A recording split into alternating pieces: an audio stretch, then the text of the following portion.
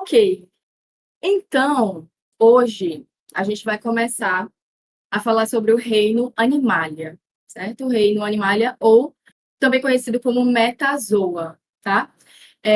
Ele era também incluído, conhecido como o...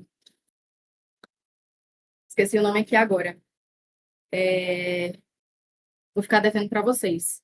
Mas, enfim, ele também pode ser chamado de reino Metazoa, os metazoários, certo? E o que acontece? Esse reino animal, né, ele tem algumas características básicas, né?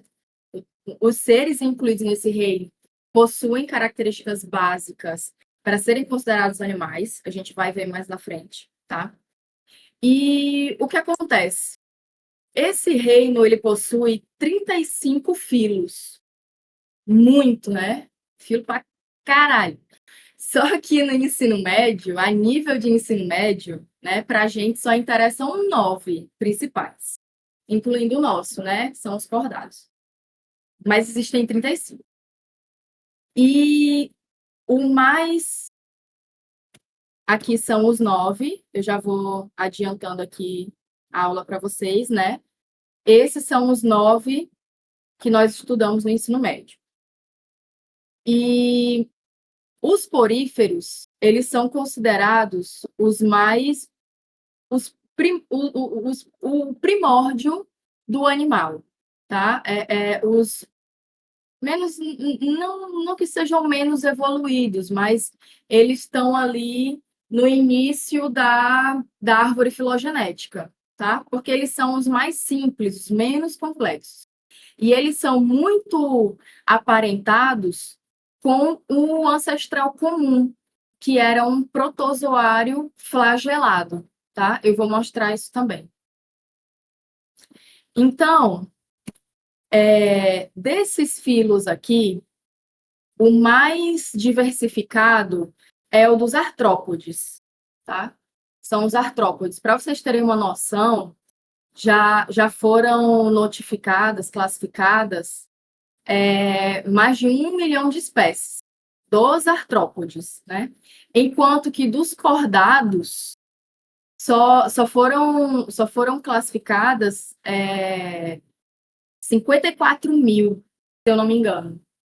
50 e poucos mil espécies. Então, para vocês verem como a diferença é gritante, né? Estudos mais recentes estão começando a questionar isso daí. Por quê? Eles estão vendo, minha gente, que o filo dos nemateumintos, os nematódios, pode ser que, catalogando, né, todas as espécies, existam mais nematódios do que artrópodes. As pesquisas mais recentes mostram isso. Porque existem muitas espécies de nematóides que são extremamente difíceis de encontrar e de saber que são nematódios, né? Por mais que tenham aquelas características básicas, né? Que a gente vê, mas, enfim, estima-se que existam muito mais nematóides do que artrópodes. Loucura. O que mais? Vamos voltar aqui para o começo, tá? Então, passando essa introduçãozinha de curiosidades, eu sempre gosto de trazer aqui algumas curiosidades para dar assim, um cenário para a nossa aula, né? E não ficar só aquela coisa chata de matéria. Então, o que a gente precisa saber de início sobre esses animais, tá? Sobre esse reino. Como eu falei para vocês, existem características básicas necessárias para um ser considerado um animal. Quais são essas características? São basicamente todas essas aqui. Então, primeiro de tudo, um animal é um ser eucarionte multicelular, tá? Ele precisa ter um material genético individualizado com carioteca e precisa ter uma organização multicelular. Também são seres caracterizados por não conseguirem produzir seu próprio alimento, sua própria fonte de nutrição. Então, são animais heterotróficos, tá?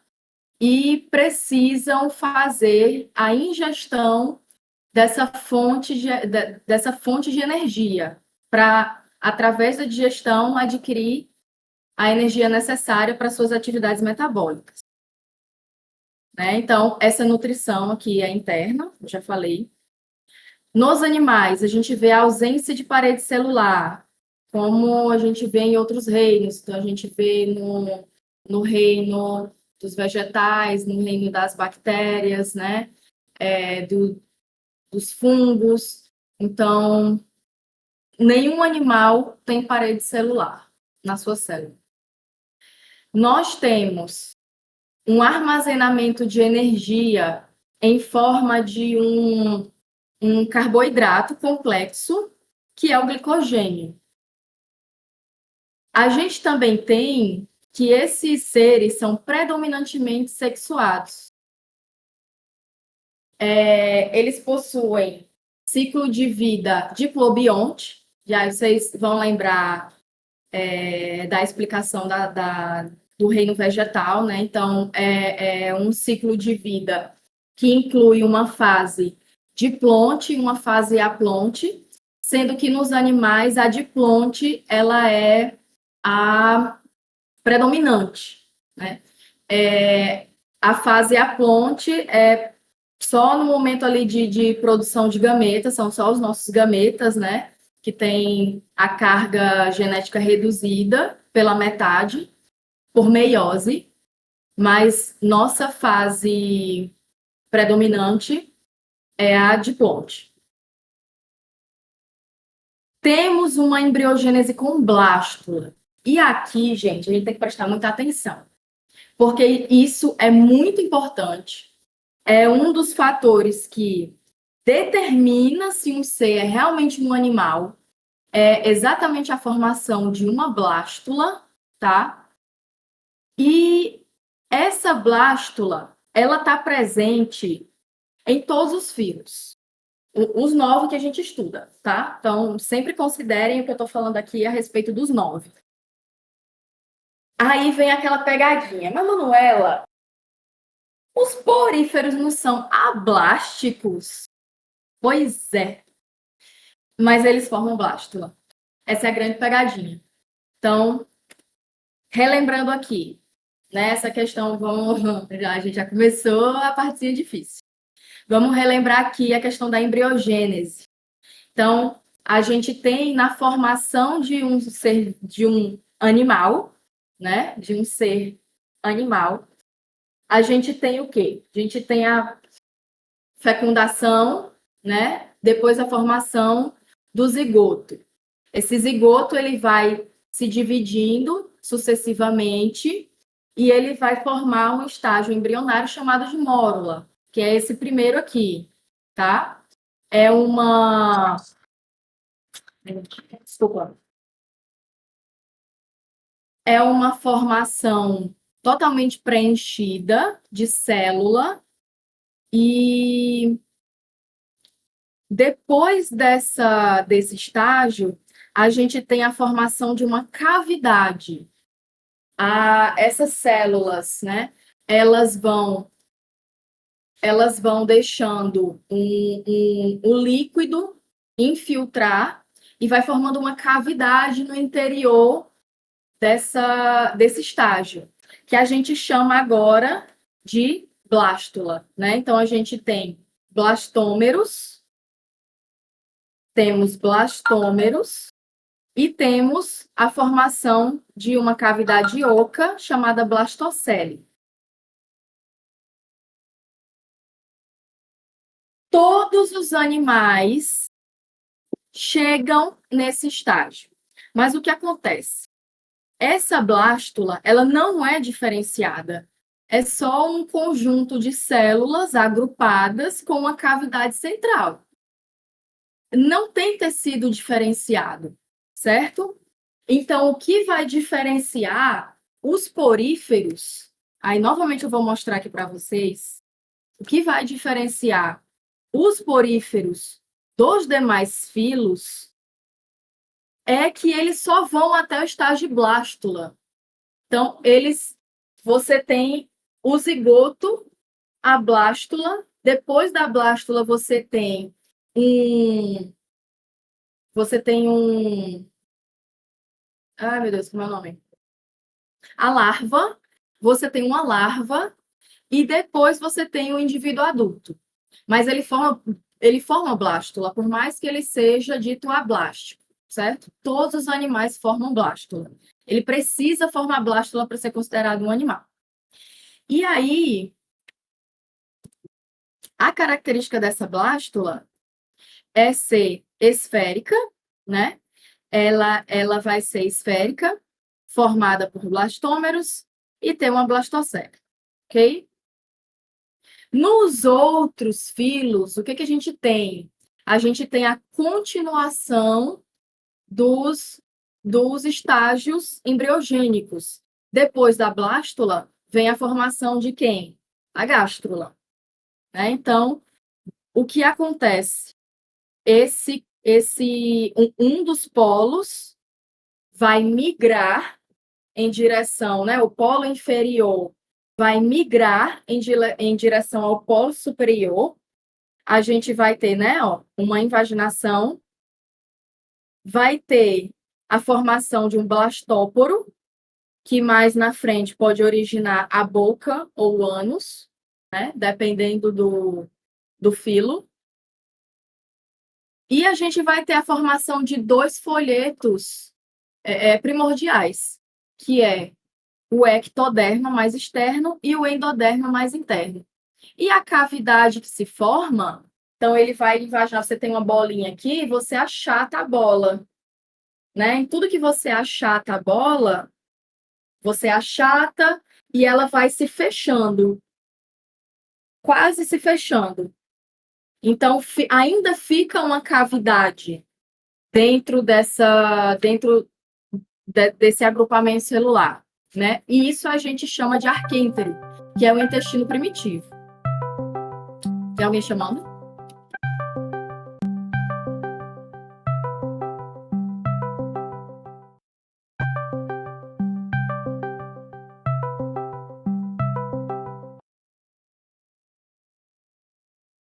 Calma, gente.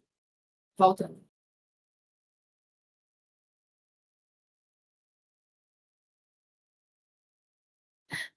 Meu WhatsApp tá aberto. Beleza.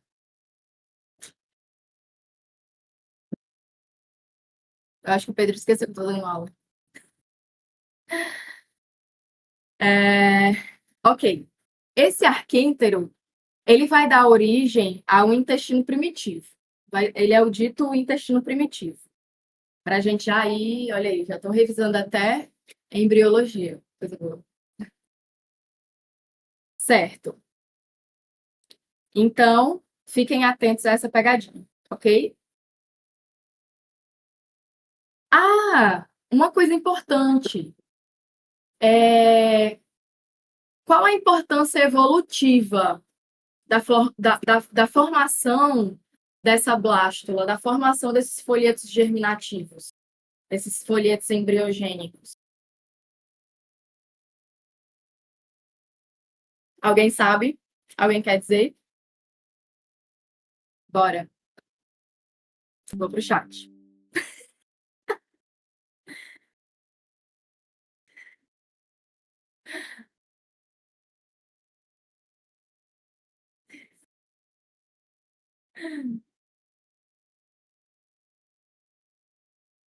Alguém sabe qual a importância evolutiva? Só enquanto aqui eu pego o carregador do celular.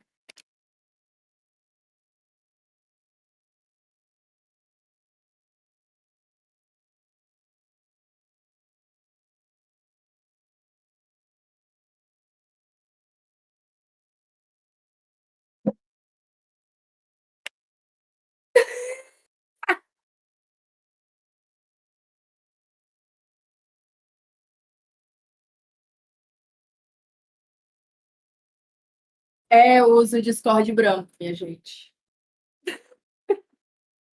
Tudo meu é de fundo branco, na verdade. Eu não gosto de fundo preto, não. Não sei como é que vocês aguentam. Dá uma gastura na vista, meu Deus do céu.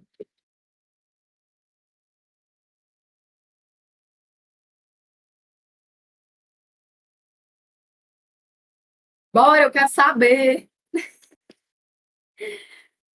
Deixa eu ver aqui, alguém respondeu. No futuro, essa blástula vai formar o celoma e o mesoderme. Beleza, mas qual a importância disso? Qual a importância da formação do mesoderma, do ectoderma, do endoderma? E aí? Do próprio celoma também. Qual a importância? Isso, exatamente, ele maior variedade de tecidos. Porque a gente vai. Isso, tecidos diferenciados. Perfeito, tá mesmo. É isso que a gente quer saber. Exatamente isso. Então, quando a gente tem a formação desses folhetos germinativos, que é uma exclusividade do reino animal, a gente tem a formação de órgãos. A gente tem a formação de tecidos especializados, né? Porque nem todo animal tem órgão, vale lembrar, mas eles têm o quê? Eles têm tecidos diferenciados. E a gente tem com a formação do celoma, a gente tem espaço para a formação de órgãos, para o acontecimento da organogênese, certo?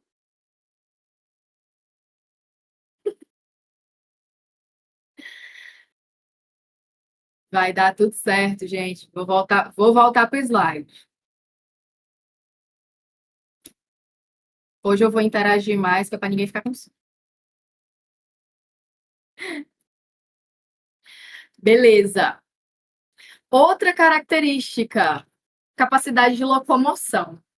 Aí a gente acha que isso é besteira, né? A gente acha que isso a gente aprende aquelas características de o que um ser, as características de um ser vivo, né? A locomoção. Mas qual é a importância da locomoção? Principalmente, qual é a importância da locomoção para um animal? Por que plantas não se locomovem? Não precisa. A gente se locomove basicamente para quê?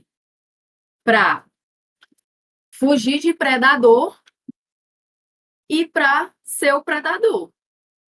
Seja de outro animal, seja de uma planta, seja de o que for, né?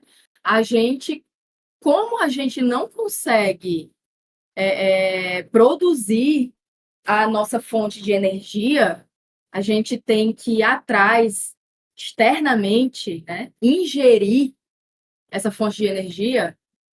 Aí, exatamente, a gente precisa ir atrás, a gente precisa literalmente correr atrás. Hoje não mais, né? Nós seres humanos não. Mas um animal, ele precisa ir em busca do seu alimento. Por isso a locomoção é tão importante. E aí entra também uma questão que está muito atrelada à locomoção e que também é uma característica evolutiva dos animais, uma novidade evolutiva. Que novidade é essa? A simetria. Então, a gente vê, vou voltar lá de novo, nos filos. Olha aqui. Nós temos. Não é nessa imagem, não, era em outra imagem que eu vi. Mas, enfim, aqui a gente tem uma simetria, tanto nos poríferos como nos equinodermos, né? A gente tem a simetria radial, certo? Oh, meu Deus. Nos quinidários, nos poríferos não. Nos quinidários e nos equinodermos, certo? Nós temos uma simetria radial. E nos outros, nós temos já o aparecimento de uma simetria bilateral. E qual a importância dessa simetria? Quando você tem uma simetria radial, isso significa que a sua organização corporal, ela é feita em torno de um eixo. Você tem um eixo e todo o seu corpo organizado nesse sentido, tá? Em torno desse eixo. Isso é característico de animais sésseis. Isso é característico de animais sésseis. Por quê? A vantagem é que quando você tem esse tipo de simetria, você tem que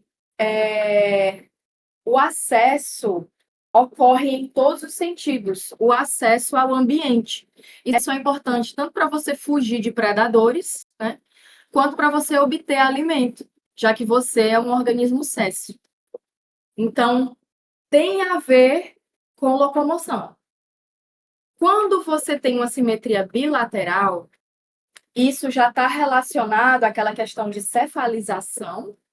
Então, a concentração de tecido nervoso em um dos polos do corpo, no caso, seria a cabeça, o que a gente chama de cabeça, né? Isso é importante porque essa cefalização é importante porque você tem uma resposta mais rápida aos estímulos do ambiente. Você consegue captar mais rápido e responder muito mais rápido a esses estímulos. Além disso, está diretamente ligado à locomoção, porque você tem a capacidade de... Você tem uma capacidade de... Como é que fala?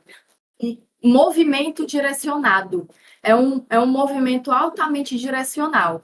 Quando você tem essa simetria, o corpo dividido em duas metades. Você tem um movimento mais direcional. E isso é importante para quê? Para predação, obter alimento. Então, muito importante, tanto para essa simetria, está muito ligada à locomoção, ao tipo de locomoção e ao tipo de nutrição. Perfeito. Voltando aqui. A gente também tem, como característica do reino animal, uma grande diversidade de formas e ambientes. Então, são animais que são extremamente diferenciados em características morfológicas, teciduais, fisiológicas. E por ter tanta diferenciação, você tem sabe assim, uma tomada de diversos tipos de ambiente por esses seres vivos. Eles estão presentes em diversos tipos de ambiente. Tem várias adaptações. Passando para frente. Vou parar aqui um pouquinho, vou ver o chat, ver se tem alguma dúvida, algum comentário. E aí? Joguem aí as dúvidas, os comentários para a gente debater.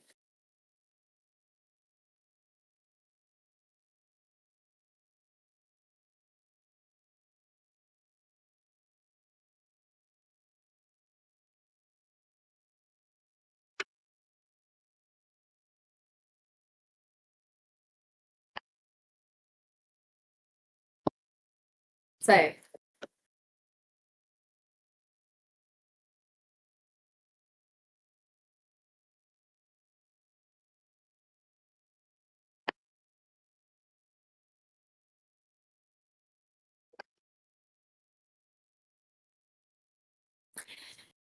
Cécio é aquele ser que não se locomove.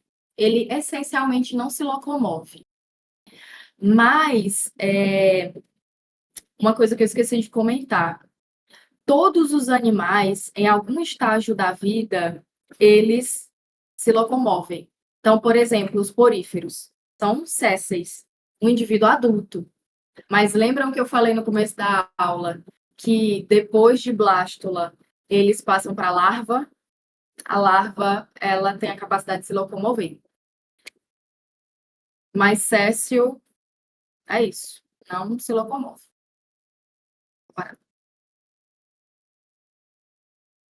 Posso.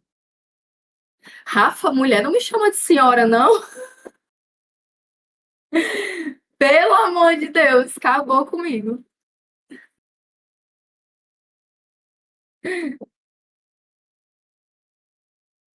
Eu devia não responder só por causa de senhora.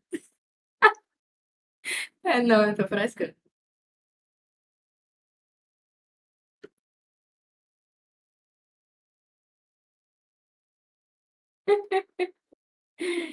Rafa, é o seguinte.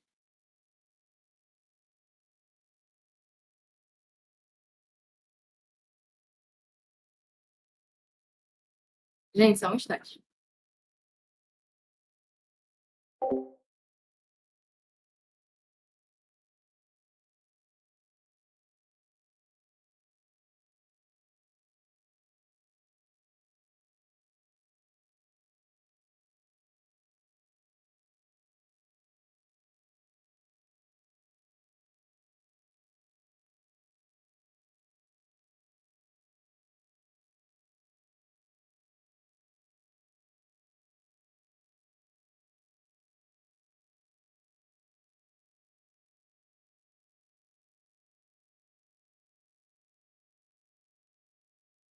Sim, Rafa.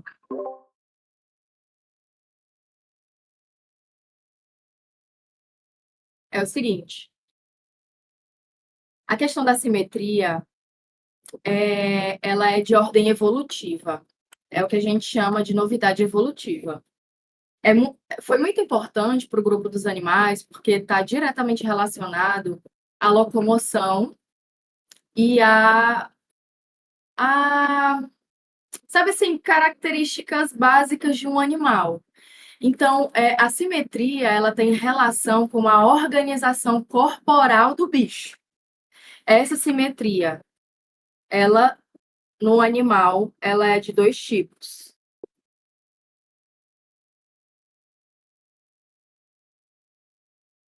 Vou voltar aqui no slide.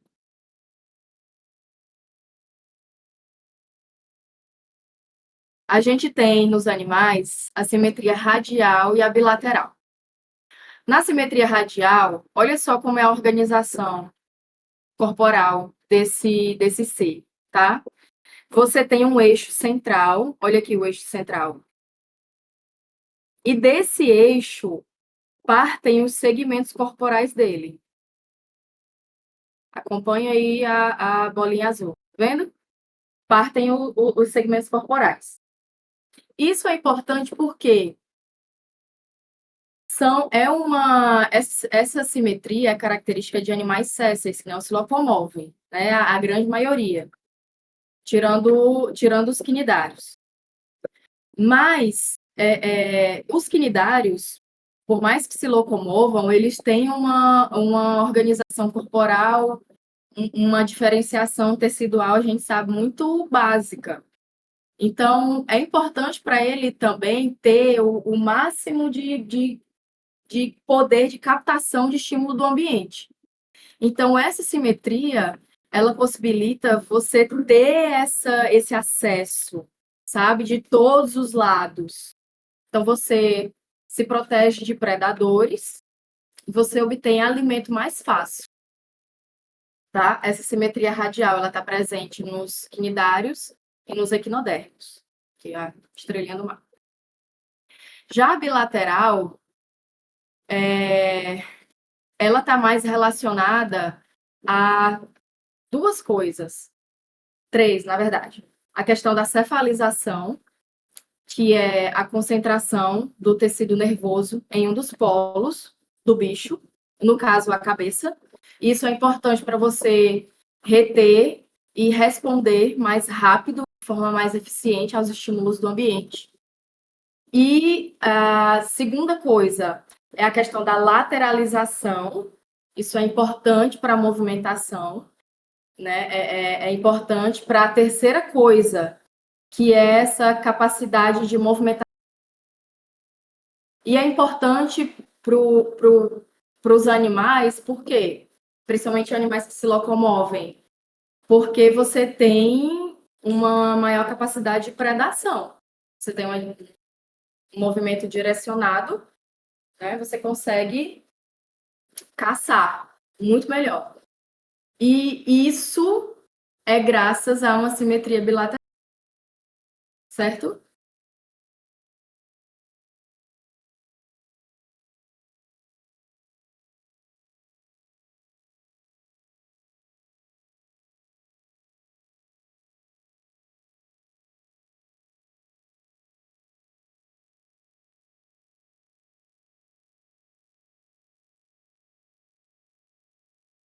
Beleza, Rafa.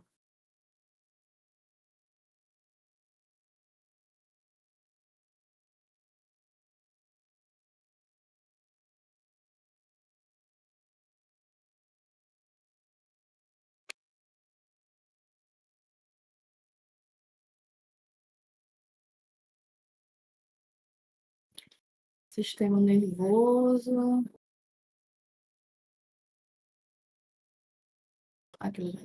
É um sistema nervoso bem primitivo.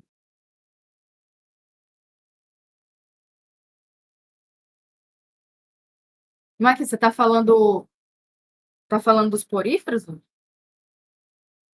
Porífero não tem, né? Porífero não forma tecido.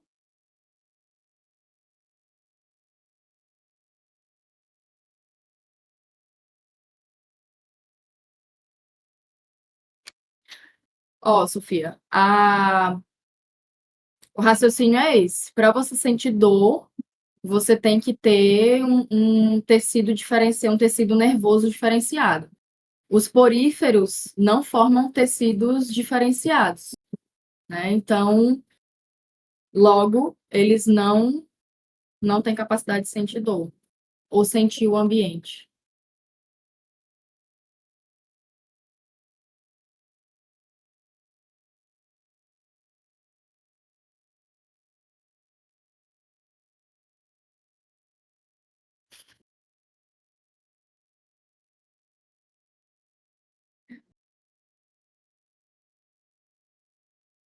Pronto.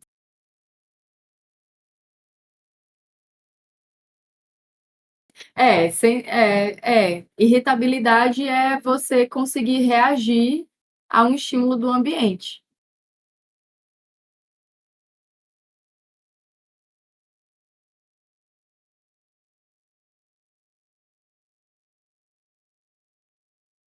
Mas, mas não forma tecido porífero, não forma tecido nervoso.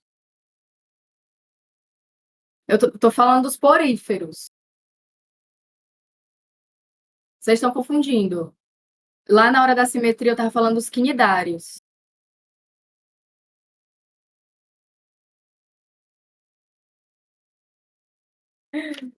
Vocês entenderam?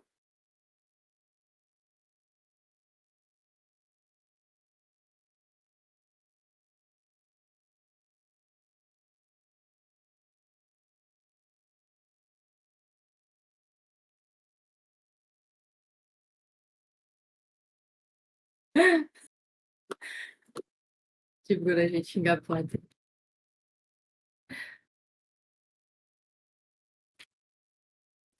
Beleza. Posso continuar? Continuar.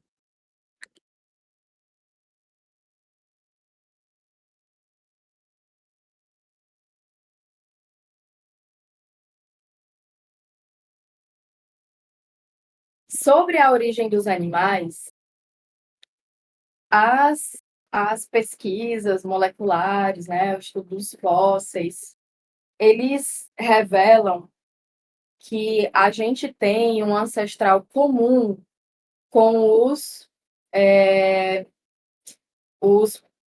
protozoários, né?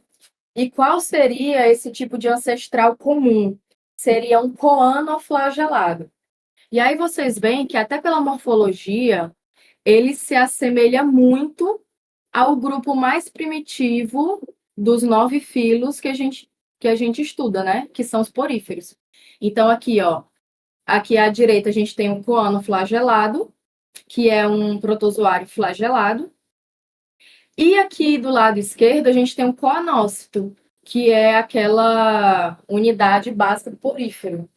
Então, olha como parece, né? Presença do flagelo, esse colarinho, olha só. A, a, a estrutura, a base do que também, tá? Então, as pesquisas apontam para esse ancestral comum. E agora, sobre a árvore filogenética,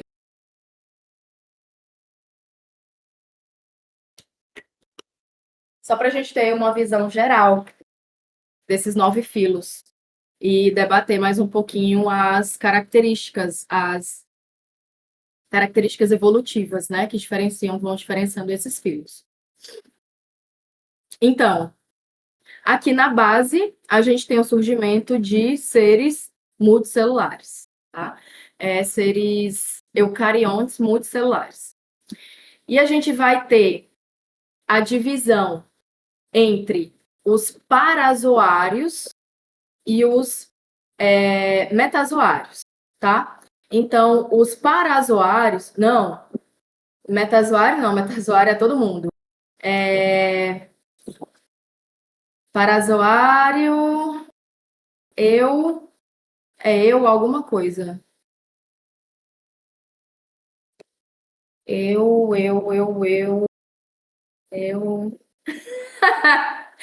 Cara, esqueci completamente, vou ficar devendo para você, tá? Pesquiso já. Os parazoários, qual a característica deles? Não tem os tecidos diferenciados. E aí a gente vai ter só o grupo dos poríferos aqui, tá? Para é como se fosse ao lado. E o eu, alguma coisa que eu esqueci. Esse eu é de verdadeiro. Vocês lembram do significado desse prefixo? E então, né, os poríferos são os mais básicos, não formam os tecidos diferenciados. Novamente, forma blástula, mas não forma. Não tem a formação de quê? De endoderme e ectoderme. Primeiro, tá? Porque a mesoderme ela aparece. Então, aqui. Eumetazoários.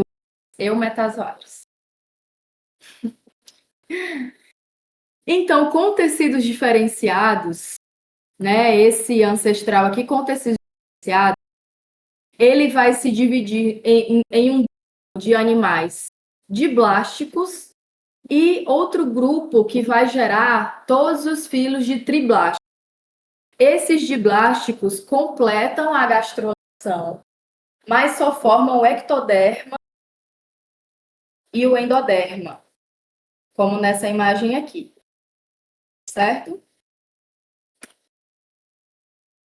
O resto vai formar, além desses dois folhetos, vai formar a mesoderme, que vai ser fundamental para diferenciar inúmeros outros tecidos.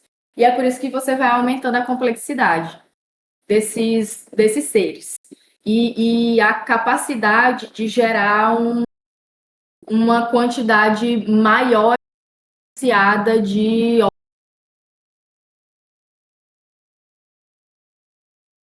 Esses estão dos diblásticos, a gente tem os quinidários. Esses triblásticos, eles vão ser divididos, por sua vez, naqueles grupos em que a gente não forma uma cavidade corporal. Que cavidade seria essa? O celoma. E como a gente viu no começo da aula, esse celoma, que é uma cavidade formada ali pelo dos tecidos embrionários, vai ser super importante para dar espaço para a organogênese. Então, a gente tem animais que são totalmente preenchidos, né? Tem a a forma embrionária totalmente preenchida, não forma essa cavidade. Então, ele tem uma organização interna bem mais simples, como os plateumintos. E depois a gente já tem a formação de alguma cavidade. A primeira cavidade que a gente consegue formar é o pseudoceloma, que a gente vê aparecer nessa árvore filogenética. É um pseudoceloma que tá sendo visto nos nematóides. Fora esse pseudoceloma, eu não coloquei imagem aqui.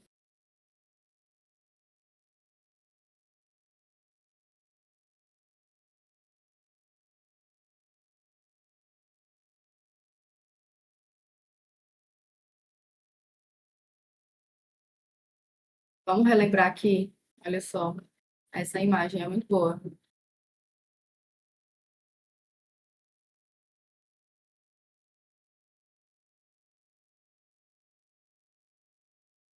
Inclusive, você desenhando essa imagem é uma boa estratégia para fixar. Tem muita gente que tem dúvida, né?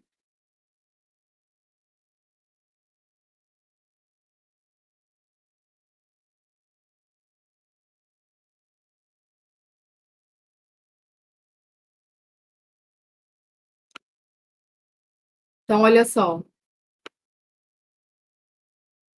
No acelomado,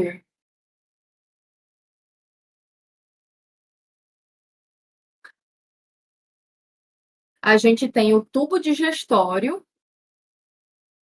Esse tubo digestório, ele está sendo circundado, né, pela endoderme. Aí depois vem a mesoderme e a ectoderme. Tá tudo pregado, não tem espaço. Já nos nematóides, a gente tem um pseudoceloma. Então, a gente vai ter um espaço, olha só, entre a endoderme e a mesoderme. Já nos celomados, a gente tem esse espaço delimitado totalmente pela mesoderma. Aí ele vai estar totalmente separado ali dos outros tecidos pela mesoderma. Vai estar dentro da mesoderma, certo?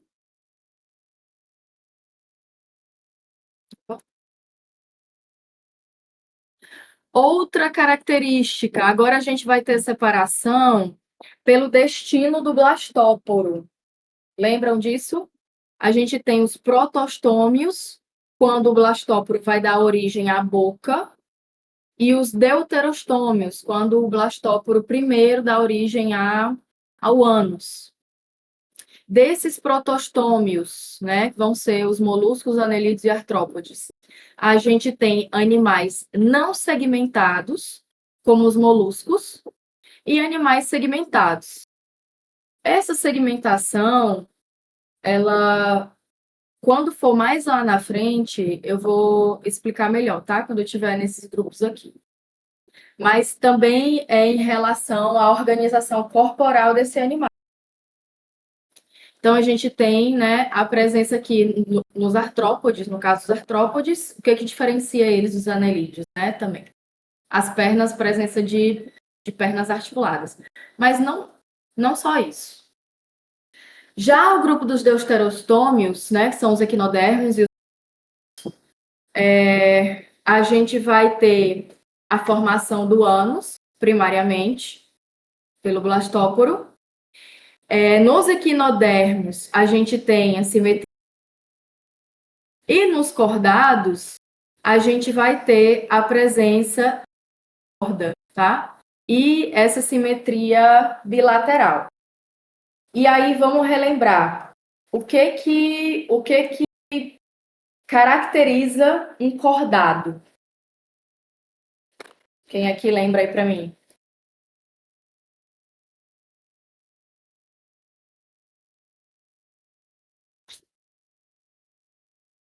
Nota corda. Uhum, perfeito.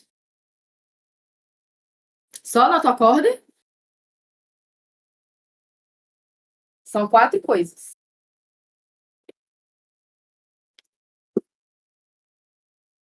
Bela dica. Isso, fenda faríngea. Perfeito.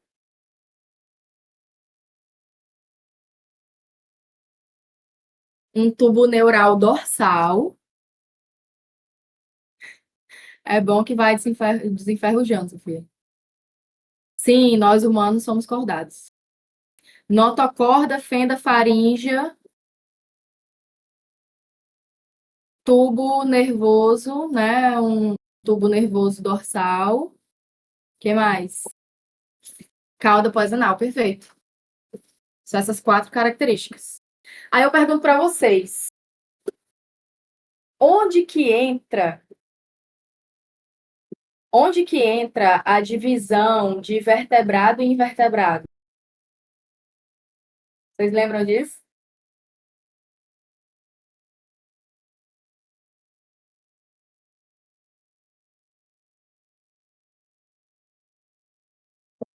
Eu tenho um cordado invertebrado. Existe cordado invertebrado? O que vocês acham?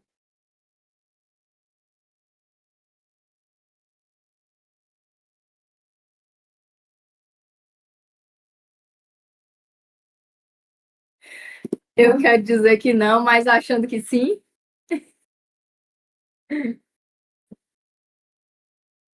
É, acertou. Exatamente. Os peixes urocordados. O que acontece?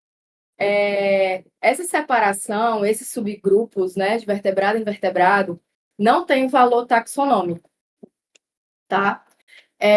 Todos os vertebrados, eles vão estar no filo dos cordados, mas nem todo cordado é vertebrado.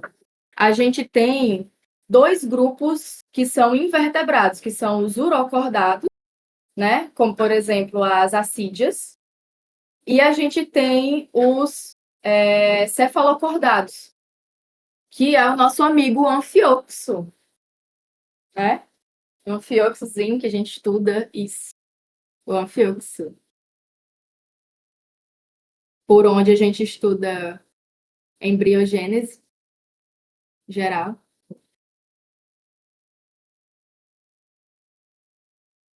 Perfeito. Então, não esqueçam disso, tá? Existem cordados e invertebrados. E aí, enfim, tirando esses cordados vertebrados, todos os outros são considerados invertebrados. Perfeito? E é isso, gente. Por hoje, essa introdução. Na próxima aula, eu vou dar 5 dos 9 grupos, né? As características gerais. Depois, uma terceira aula, para a gente finalizar zoologia e depois ecologia.